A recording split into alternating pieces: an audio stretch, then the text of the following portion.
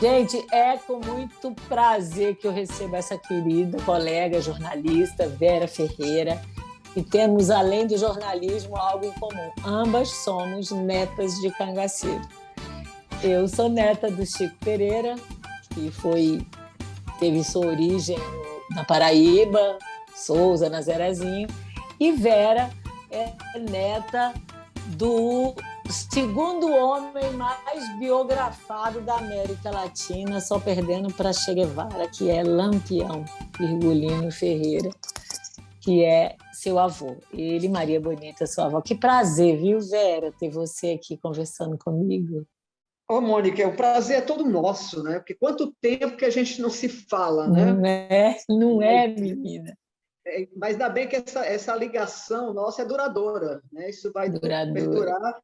É, enfim, é sempre um prazer, Mônica, quando eu encontro descendentes dessa história, né? Eu gosto muito de Sim, estar conversando com as pessoas. Isso é muito bom, né? é E você também verdade. deve, você também deve falar muito, né? Sim, bem menos que você, porque eu conheço muito menos da história, é claro, e quero aprender mais e mais e mais. Tenho lido muito, especialmente para conhecer a minha própria, para você ter ideia. Não sei como é que foi a sua vida, já estou até começando a perguntar. O meu avô, o período dele assim no cangaço, né, foi de 1922 a 28, mais ou menos. Lampião, acho que foi de 22 a 38, foi um período maior. Isso. E lá em casa, a gente pequena era uma coisa meio velada, até porque quando meu bisavô foi assassinado, o motivo pelo qual fez Chico Pereira, meu avô, matar o assassino, o que matou meu bisavô, porque ele prendia e soltava, prendia e soltava. O meu bisavô, ao morrer, pediu que não houvesse vingança, que naquela época tinha esse culto à vingança. E o livro, inclusive, o meu tio, padre, que a gente chamava, escreveu Vingança Não, Bom livro.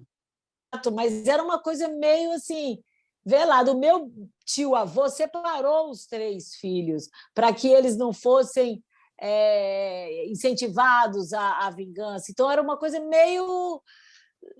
O que será que aconteceu? Eu não sei direito. Há pouco tempo eu vi um documentário do Cerco do Jacu, sabendo algumas coisas novas e tal, inclusive que a minha avó participou da briga, da luta, dos tiros. Minha avó, aos 13, ficou noiva, aos 14 se casou por procuração, aos 17 ficou viúva com 3 filhos. Uma coisa que... E ela participou, sim, do cangaço. Dizem que a mulher não atirava no cangaço, eu vejo que sim.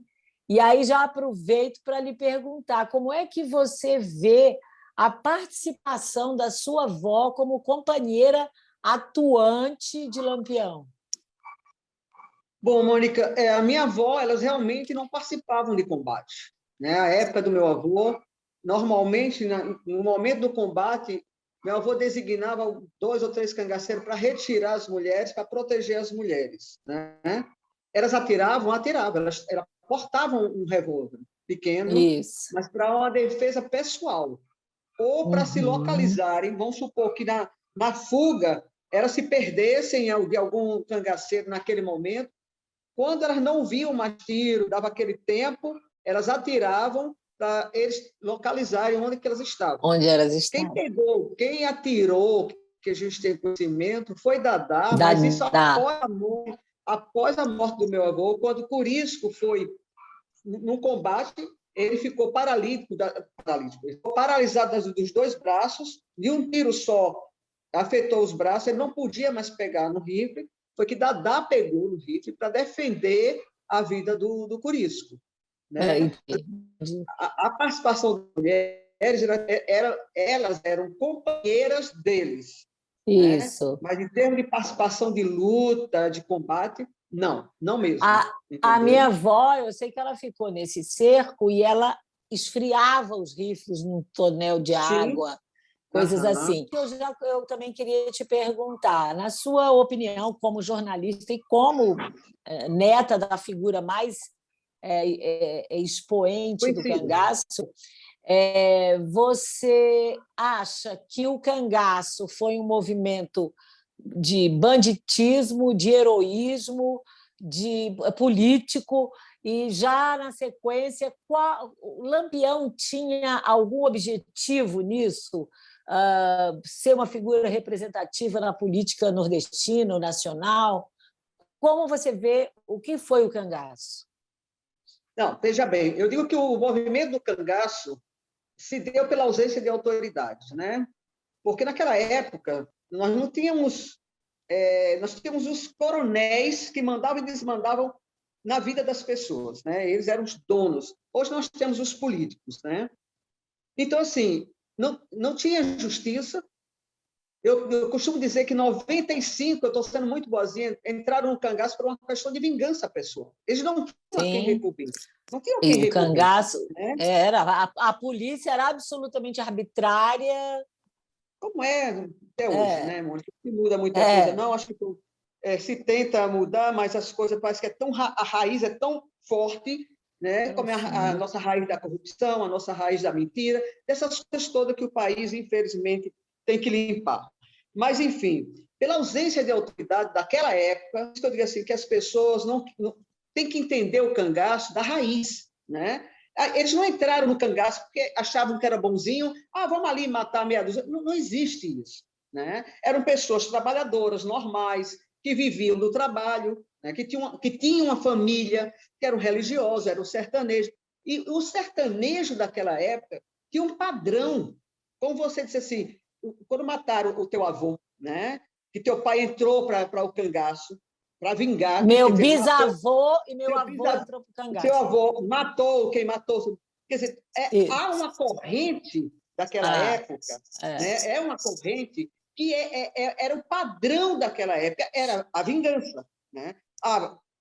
Vou dar um exemplo. O 25 foi o último cangaceiro a morrer aqui em Alagoas. Ele entrou no cangaço porque não aguentava mais a perseguição da polícia, porque a polícia batia na família para dizer onde é que estavam os primos dele. Ele não sabia onde é que estava. Aí ele entrou no cangaço. Ele iria recorrer a quem? Me diga. Se a própria polícia fazia isso. Né? Então, não tinha. Então, as pessoas precisam entender que o cangaço não teve um cunho político. O único cunho político que eu digo foi o do senhor Pereira, né? Porque foi um cunho político, mas os outros cangaceiros foi um cunho de vingança pessoal. Infelizmente ou felizmente, meu avô não enveredou pela área política.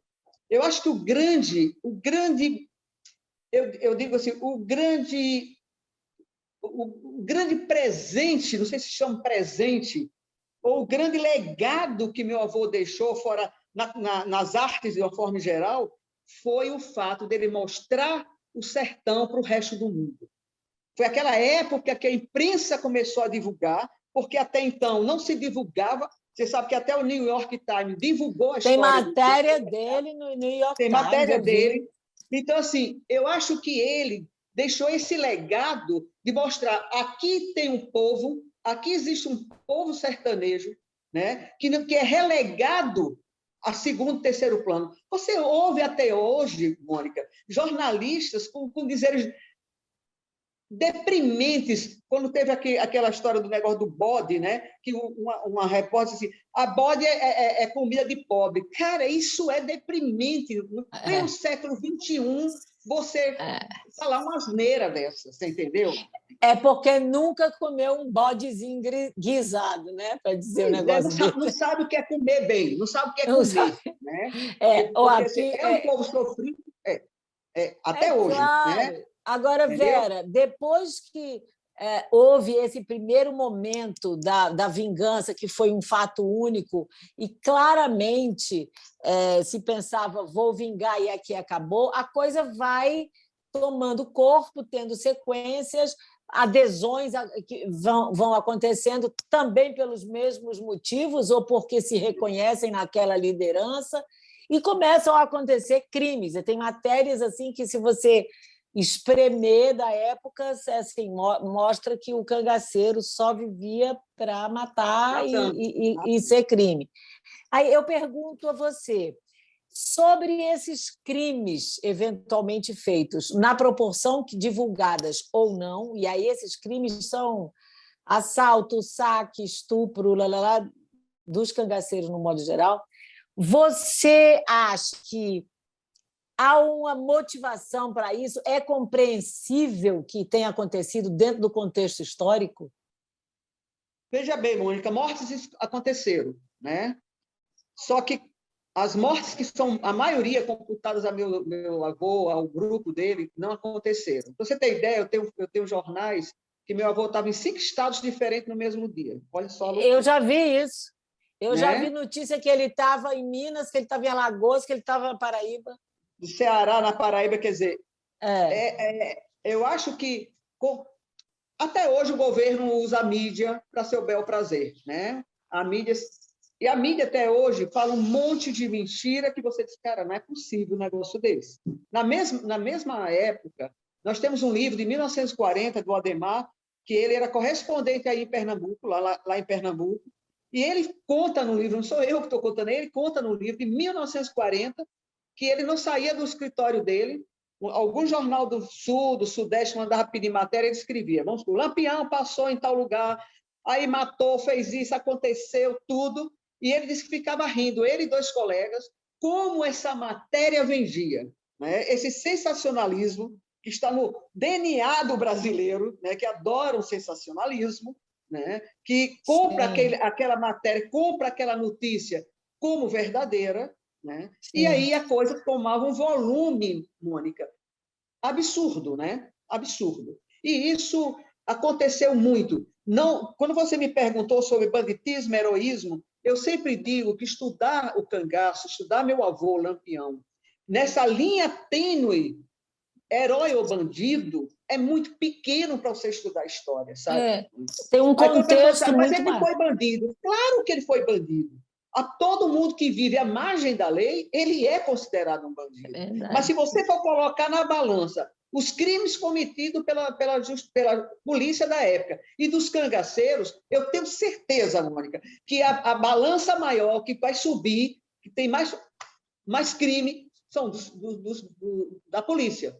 Inclusive, como não se tinha retrato, foto, filme, câmera, para mostrar que se prendeu um determinado cangaceiro e levava-se a cabeça de civis. A polícia levava a cabeça de civil para dizer, esse aqui é o cangaceiro Zé das Couve. Entendeu? Sim. Então, o crime está onde? Né? De que lado? E isso eu concordo com você que há um contexto aos 2 lados, não é uma situação, vou sair de casa para matar o povo. Acho que não é simples assim. Não foi isso, né? Eles não faziam isso. E o cangaceiro, eu digo, é um sobrevivente. O cangaceiro são pessoas que entraram numa guerra, porque aquilo foi uma guerra, ou você matava ou você morria. Era simples assim. É que nem você fala sobre... Fala, pode dizer. Tinha o quê? E tem uma coisa da palavra, eu já lhe disse isso, e tem uma dor profunda de não saber onde eu meti. Mas eu tinha um bilhete de Lampião num papel de embrulho para o meu bisavô em Triunfo, quer dizer, pertinho de onde ele trabalhou, que dizem que era um empreendedor, trabalhava dizendo ao meu bisavô que a conversa que diziam que eles fariam algum mal, que não era disso, não era isso não, ele era um amigo, tal, assim, bonito o texto, sabe? Dizendo, eu sou daqui, eu estou com a família. A que você que atribui essa idolatria? Tem o amo e o odeio, mas por que tantas pessoas são tão fanáticas ou tão interessadas no assunto Lampião? É por essa dicotomia, é por essa contradição, é por essa coisa do sensacionalismo que se trabalha do outro lado? Eu acho que é um misto de um monte de coisa, né? Assim, tem pessoas que estudam a história e entendem a história. Tem pessoas que tem gente da família que contou a história como realmente acontecia naquela época. Quando você tem alguém na família que lhe conta a base de como que era o sertão daquela época, aí seu entendimento é diferente, né? A gente tem Sim, crianças, a gente tem crianças que é apaixonado pelo cangaço. Nós fomos em Nazaré, em Floresta, aliás, eu encontrei sim. um rapaz que reconheceu a gente, que eu não o conhecia, e ele era neto de um flor. Aí ele disse, Vera, meu filho só quer usar a coisa do cangaço. Ele adora a história do cangaço. A gente riu. Quer dizer, você vê como é que é. Eu não sei se é uma paixão, eu não sei. Uma vez É, um sertanejo me disse assim, ele nem sabia que eu era neta de Lampião, porque eu não me apresento nas minhas pesquisas para as pessoas não mudarem muito a história. Ele disse assim, é, o lampião, para mim, significa liberdade, coragem, e as lágrimas caíram nos olhos daquele sertanejo, daquele senhor idoso. Aquilo me emocionou. Eu falei assim, como assim? entendi Ele isso. fez o que a gente não teve coragem de fazer. Então, ele nos representa. Então, assim, Entendi isso. tem uma visão, é que nem quando alguns garotos, numa palestra, vieram tudo de camisa de Che Guevara e começaram a esculhambar meu avô, né, na palestra, dizendo que ele era bandido, não sei o quê. Eu disse assim, meu querido, vem cá, você já leu sobre Che Guevara? Você sabe a história de Che Guevara durante a guerra? Ah, não. Como é que você idolatra pessoas que você não conhece, né? E você começa a apontar o dedo para as pessoas com uma história que também você não conhece. Você sabe que Che Verdade. Guevara matou muita gente, perseguiu muita gente durante a guerra, durante a Revolução, porque aquilo era uma guerra, né? Aquilo era uma guerra. Nossa, Guerra é algo que você perde, talvez, a insanidade, a sua é, sanidade, você fica insano. sanidade, verdade. É algo muito louco, porque é muito fácil você julgar, né? É muito fácil. Mas vamos conhecer a essência, a raiz do porquê Eu daquela acho. caminhada, do porquê daquelas atitudes, né? É isso que eu acho que falta nesse país, é isso, educação. É, Aí você diz, tem livros para caramba. Tem, Mônica, tem muito livro do mas cangaço. Mas se você recentemente, nós estamos numa fase do cangaço que é preocupante. As pessoas estão se tornando levianas com a história do cangaço. Né? Teve uma escritora aí que escreveu sobre a minha avó, que, Mônica, se esse país tivesse lei e justiça, aquela mulher jamais escreveria qualquer coisa sobre o cangaço. Né? De Mas, invenções, sabe? Que você diz assim, gente, nunca escreveu sobre o cangaço, acho que nunca leu sobre o cangaço.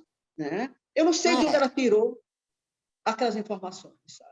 é, Não sei. porque, no mínimo, há que haver a responsabilidade com a história, com a pesquisa, com a documentação. Não é sair Sim, dizendo o que quiser, porque é de extrema responsabilidade. E aí, sobre a sua avó, e aí sobre Dona Expedita, querida, sua mãe, acho que os pais, Lampião e Maria Bonita, acho que morreram quando Expedita tinha uns 5 para 6 anos, não é isso? não, minha mãe tinha 5 anos e 9 meses. Isso mesmo, Pronto. quase 6 anos. Ela tem alguma lembrança dos pais, Vera? Porque ela não morava, claro, junto com eles, morava com um casal sertanejo, mas os encontrava. Expedita tem Sim, alguma lembrança? tem. Minha mãe lembra deles 3 vezes, em 3 ocasiões.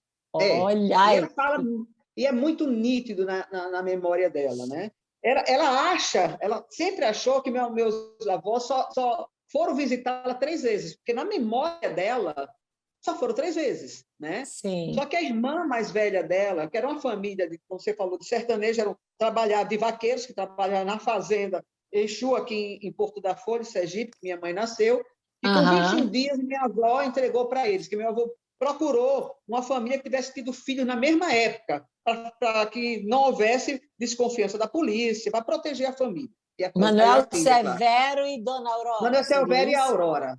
E a Aurora. Ei! Tinham 11 filhos. Quando ele mandou Nossa! chamar 11, quando ele mandou chamar o casal, ele disse para eles ficarem para cuidar da minha mãe. Ele disse que Severo disse, capitão, eu tenho 11 bocas para dar de comer. Aí ele Pois é, disse, agora tem 12. onde come 11, come 12. Então, assim, não teve argumento mais. Ele ficou com minha mãe teve muito carinho, recebeu muito carinho. Minha mãe guarda lembranças muito boas desse casal. Que bacana. E a irmã dela mais velha, que até mora no Rio até hoje, ela disse que meu avô e minha avó foram várias vezes lá ver mamãe. Inclusive, pouco antes deles serem mortos, meu avô foi sozinho lá ver mamãe, porque minha avó estava em Propriá fazendo tratamento.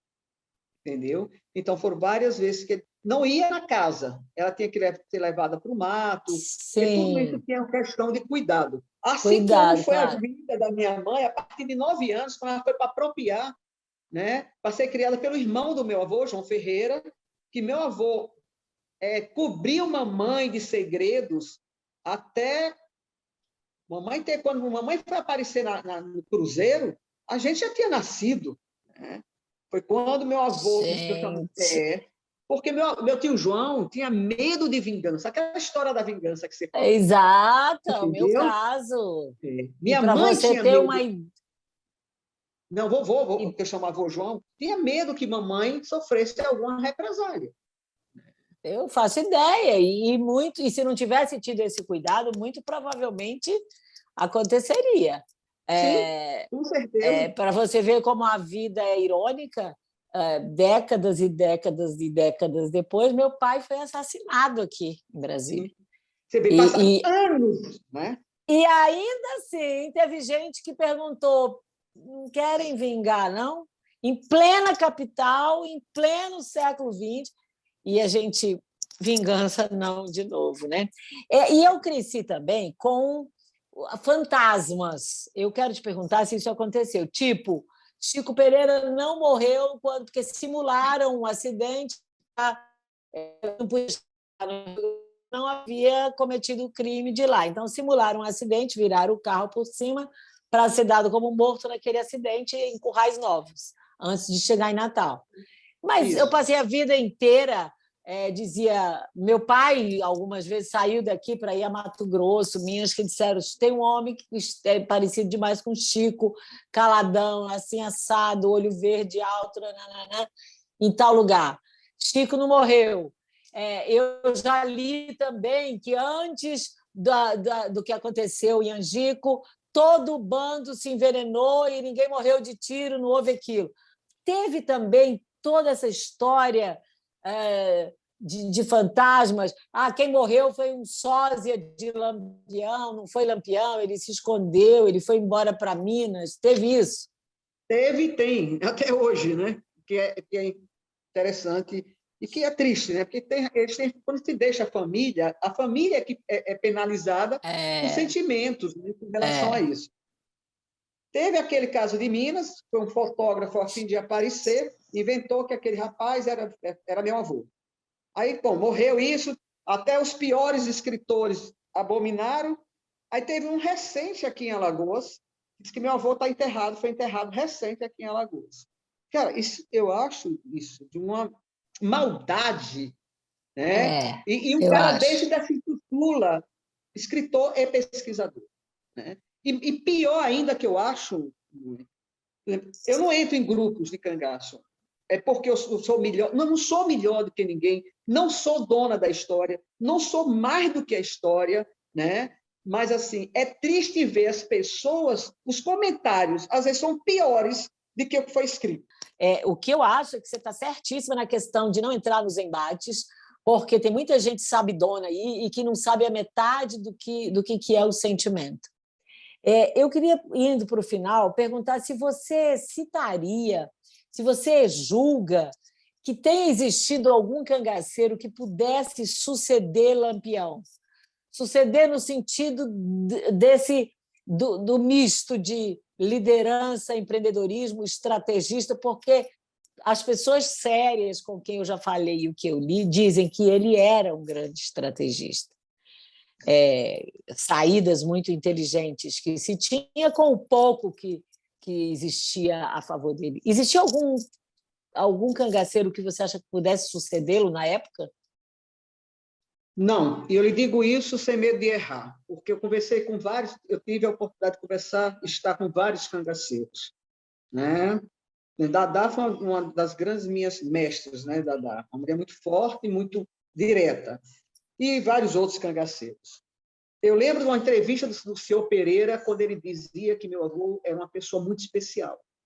E ele ficou impressionado com as atitudes dele, que era mais novo que os dois irmãos que entraram juntos em 1920 no grupo do senhor Pereira, e ele dizia que Lampião era dotado de uma inteligência ímpar, né? Como dizia Dadá, era um homem que não, a voz dele era calma o tempo todo, não levantava a voz, sereno, mas um grande líder, um grande. Ele foi considerado um dos maiores estrategistas do mundo, inclusive. Né? Verdade. Era um cara de uma visão que... Eu lembro, Mônica, quando eu tive com o Dadá, eu tinha 13 anos de idade, lá em São Paulo, no lançamento do livro da Cristina, quando eu perguntei para Dadá por que meu avô, um homem tão inteligente e ter saído de tantas situações muito mais perigosas, né, morreu justo de um comportamento que ele abominava, que era a traição. Ela olhou para mim e disse, era o dia dele. Até uma criança mataria o capitão. Lógico que aquilo, com 13 anos, eu não entendi, né? E continuei essa pergunta. Mas, enfim, eu estudei o Espiritismo, que me fez entender muita coisa, né? E realmente era o dia dele. Ele abriu a guarda. Naquele momento, era o momento deles. Porque de 26 cangaceiros, 11 foram mortos. Né? Então, assim... E essa traição foi voluntária ou foi involuntária? Foi não, sob foi uma tortura?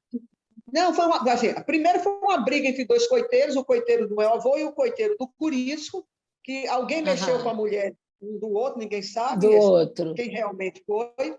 E ele disse para a polícia, o Pedro de Cândido, não, o Joca Bernardes, que era o coiteiro de Curisco, disse, pegue Pedro de Cândido, porque a polícia estava apertando o Joca Bernardes. Ele disse, pegue Pedro de Cândido, que ele é quem sabe onde é que está o Lampião. Né? Segundo ele próprio falou, o Joca Bernardes, numa entrevista que eu fiz com ele disse que não tinha interesse que ele abrisse a boca, ele não esperava que ele fosse abrir a boca. Ele queria que a polícia batesse nele, porque ele não foi homem o suficiente para bater e tomar suas dores com Entendi. Pedro de Cândida.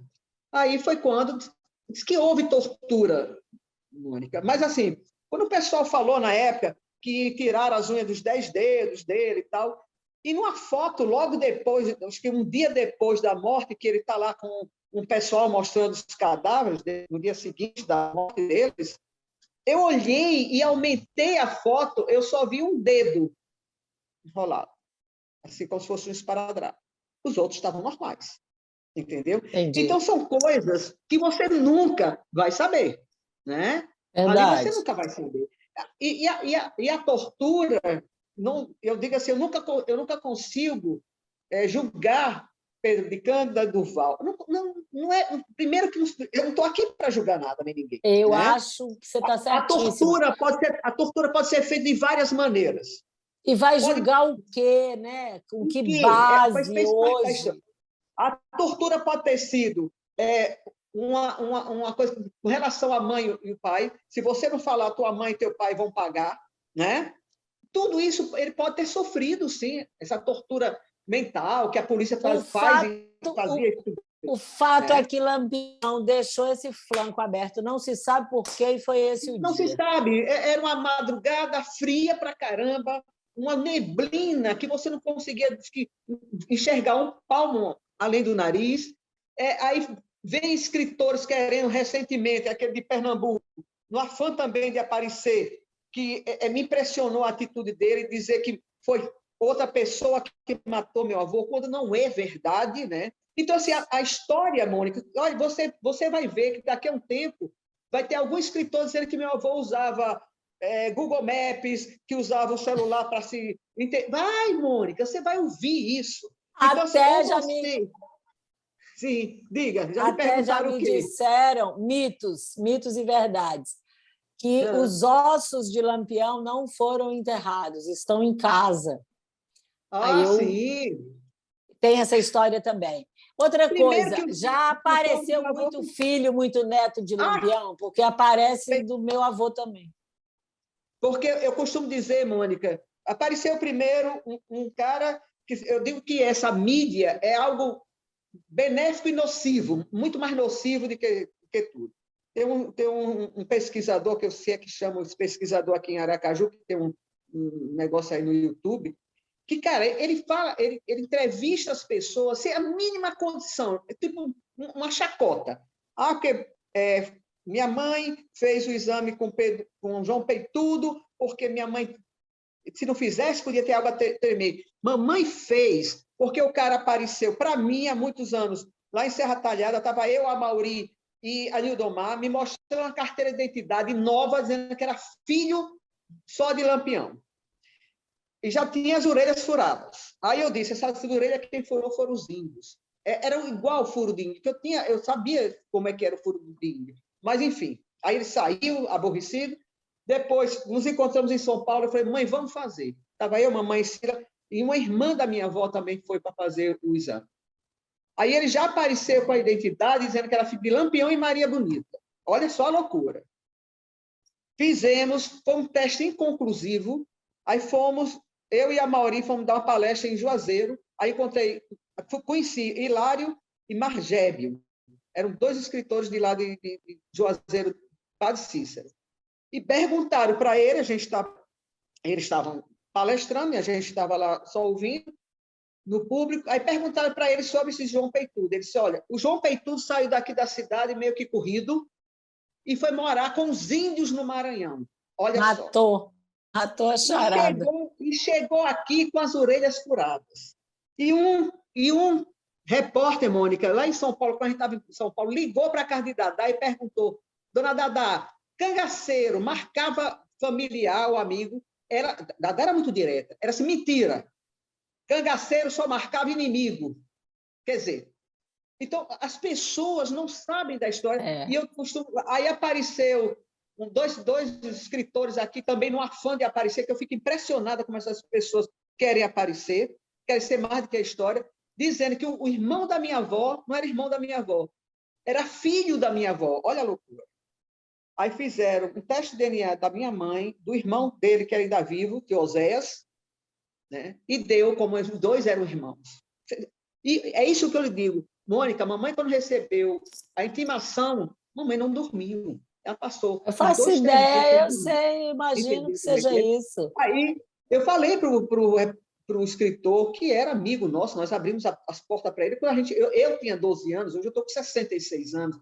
De eu escrevi livro com ele e tudo, e eu considero ele, o Antônio Amauri, o maior pesquisador do cangaço. Né? Porque ele ouviu pessoas que ninguém mais ouviu. Ele é Amauri, conhecido. eu me decepcionei muito com você, porque você sabe da história todinha e ainda entrou nessa. Não, velho, que podia ser um fato histórico. Não, você não respeitou a minha mãe.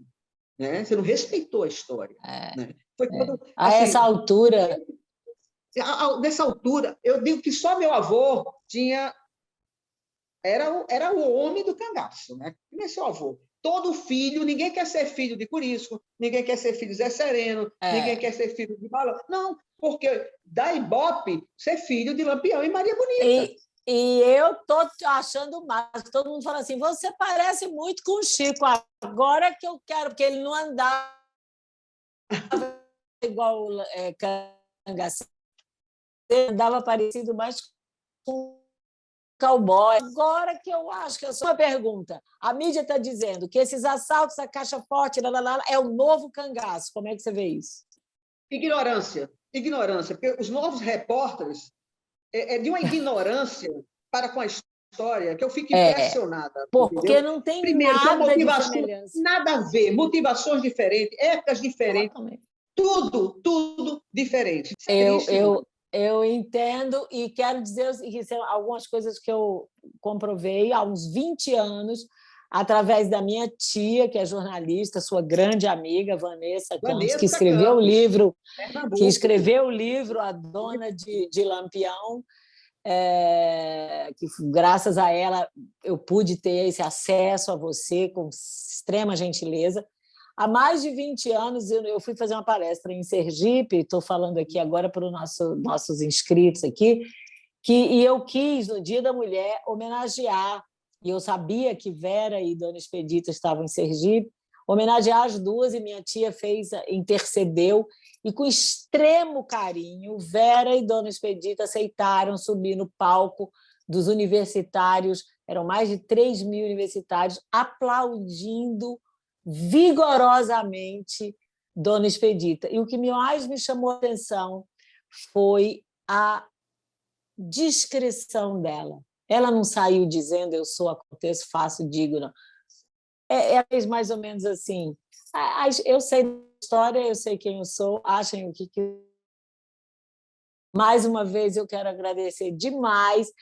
Eu sei que você é uma pessoa que passa por barras muito pesadas no sentido da informação, da mídia, das palestras, você é assediada, mas eu quero agradecer o coração aberto que você veio conversar comigo e quero dizer que entendo e que esse DNA continue vivo, porque bulir com um é bulir com todo mundo. Bulir com o neto é bulir com os outros também. Obrigada, Verinha. Obrigada a você, mano, pelo espaço, por esse papo tão gostoso, tão leve, né? De outros temas que às vezes a gente não consegue falar e nos falamos agora, né? E obrigada. Muita saúde e paz para todos os teus ouvintes. Obrigada. Só pedir para as pessoas que leiam. Tem escritores muito sérios, Sérgio Dantas, né? Esse livro Vingança Não deve ser lido, né? Apesar que você devia fazer uma nova edição, que eu acho que é legal. Você acha? Eu acho. Pois estão me pedindo para eu escrever. Eu penso, será que eu tenho condição de fazer como o meu tio? Mas eu posso fazer do meu jeito. E ele uma já reedição, me disse. você dando uma pincelada. Enfim, eu acho que deve. São livros que Obrigada. Tá? E obrigado, coração, Mônica. Obrigada. É Fernanda, né? Que é sua... Fernandinha, nossa produtora muito obrigada pela maravilhosa. paciência. Obrigada. Que a gente possa se encontrar em breve para a gente... Com certeza. Eu para Brasília, que você vier a Sergipe. Você é nossa convidada. E um beijo grande para a Dona Expedita. Beijo, valeu.